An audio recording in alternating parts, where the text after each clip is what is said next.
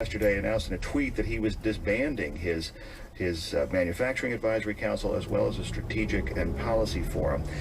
But it was pretty clear that that disbanding on the president's part was sort of a fig leaf, a way of saying, well, you're not breaking up with me, I'm breaking up with you.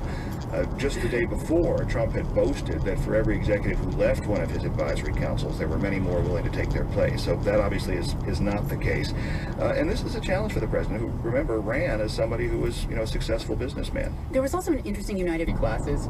Other communities might be looking at the three classes of e-bikes and saying, okay, amongst these three, which ones do we sort of want to pick and choose for access on our system?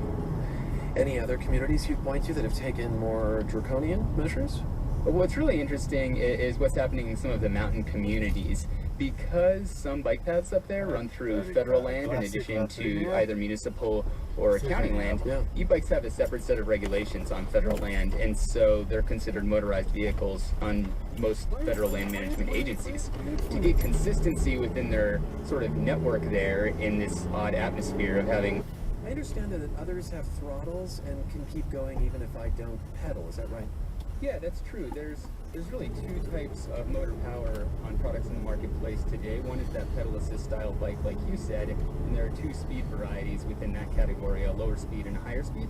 And then there is also sort of one style of throttle assist bike in which you can either turn a throttle or push a button and the bike will propel itself without you adding your human power. So this new state law, which went into effect this month, places electric bikes into these three categories you mentioned, and this depends in large part on... After being trapped in an overheated truck in Texas last month. It is Thursday, August 17th. Actor Robert De Niro turned 74 years old today.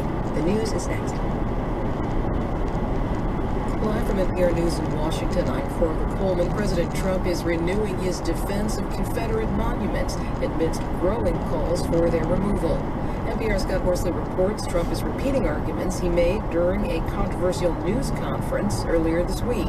In a flurry of tweets this morning, Trump said it's sad to see the removal of what he calls beautiful statues honoring Confederate military leaders.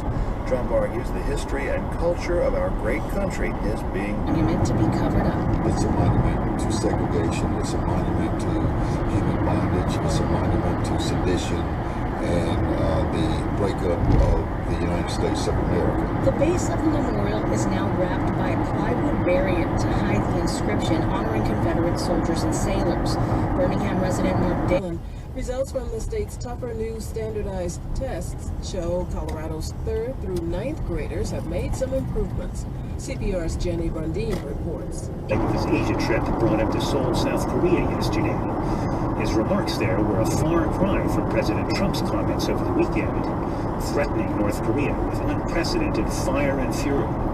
Dunford said U.S. military might is aimed at enabling and supporting diplomacy, not placing it. Our job is to make sure that our leadership, both the Korean leadership and the U.S. leadership, have viable military options in the event that deterrence fails, and that's what we're going to do. Ahead of Dunford's arrival here on Staying on the White House Council, Alex Gorski of Johnson & Johnson said in a statement that the company has a responsibility to remain engaged, not to support any political agenda. To make big promises on taxes than here, where Reagan signed a major tax cut into law. Here's Texas Congressman Kevin Brady.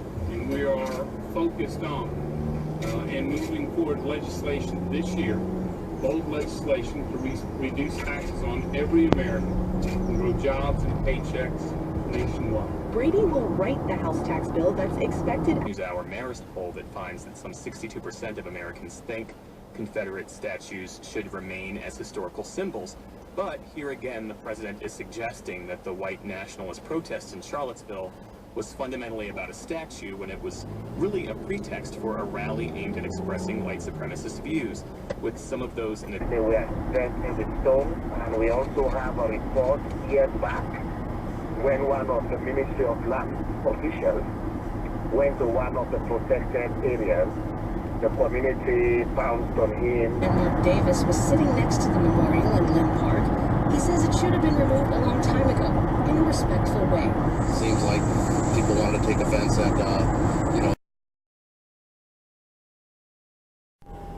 You're listening to the World News from BBC. Saudi Arabia has hosted talks with a senior member of Qatar's royal family for the first time since the Saudi government and its allies cut all links with the Emirates 2 months ago. The Saudi king has ordered that the border between the two countries be opened for the annual pilgrimage to Mecca. reports. Qatar has been under economic and diplomatic blockade by Saudi Arabia, Egypt, Bahrain and the UAE since early June. There's been little sign that the embargo is working, but nor has there been any indication that it might be eased. So these talks in Saudi Arabia, involving the Crown Prince Mohammed bin Salman, offer a rare, if limited, sign of movement in the dispute. Not only will the border be open to allow pilgrims from Qatar to attend the Hajj, but the Saudi king is dispatching aircraft to fly some of them at his expense. The Court of Appeal in Hong Kong is due to deliver a ruling that could increase sentences already handed down to 3 leaders of the 2014 pro-democracy. It's about them because they has been their police are still investigating, and what they confirmed is that we're talking about a big group of terrorists working together. And the street that was targeted is among the most emblematic of Barcelona. It's the center of the town for many tourists at least.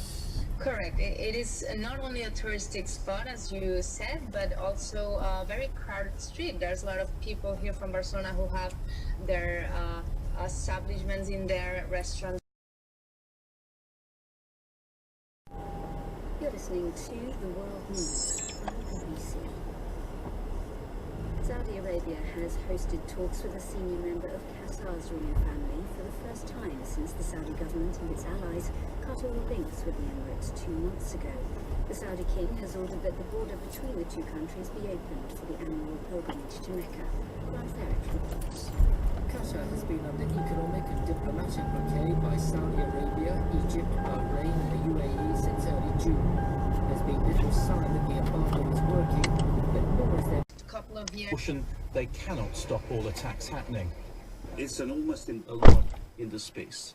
I see. So, Claire, does that reassure you when you hear that this technology, sort of adaptations to the technology that may help protect individuals? That's great news.